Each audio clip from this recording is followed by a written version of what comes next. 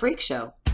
Once again, the newest episode of American Horror Story Apocalypse included an element from every previous season. Now, a huge thank you to Ty Green for not only satisfying my need to make more theory videos, but for confirming I am not the only person seeing this. Thank you, Ty. Spoilers to you guys for episode 2 and all previous seasons. Now let's kick it off with Murder House. Obviously, the Rubber Man is a huge link to one of our favorite seasons. He wasn't incredibly present in this episode, but when he was, he dominated the entire scene. Literally. Asylum. Timothy and Emily are paraded in front of Venable and punished for having sex. Much like Kit and Grace were punished and paraded in front of Sister Jude and punished for doing a little dance, making a little love, and getting down with their bad selves. Coincidence? I think not. Coven. The snakes are highly representative of the witches, which is even shown on the Coven posters for promotions, as well as the Fleetwood Mac song at the end of the episode. Stevie Nicks was a confirmed witch by the Coven in Coven, and her music taking over the untouchable jukebox is a huge throwback to our beloved White Witch. Freak Show.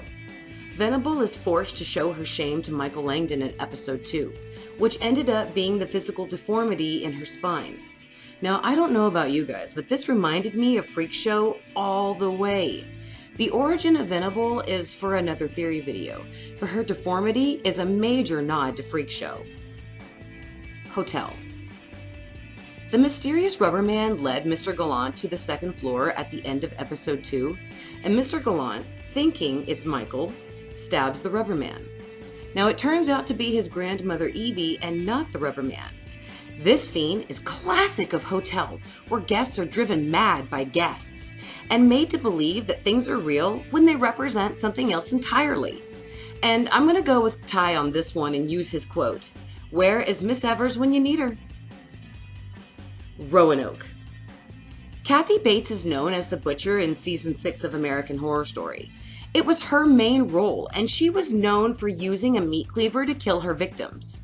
When the snakes appear in Emily's room, taking her by surprise, Miss Mead shows up without a weapon, and then suddenly whips out this miniature little axe to butcher these snakes.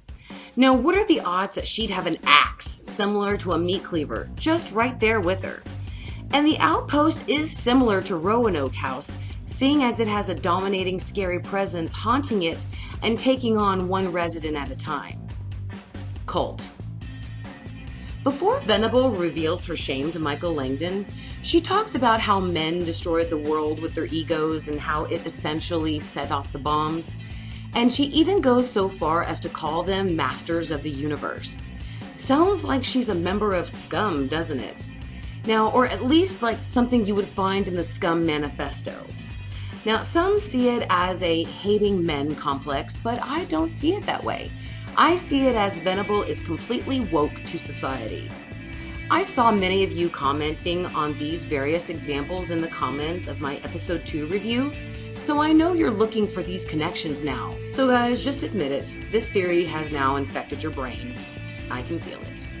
Even now. Like right now. What do you think of these connections? Now, if you'd like to support the channel, leave a like or a dislike. And don't forget to subscribe. Link to my group, The Freaks of AHS, on Facebook is in the description.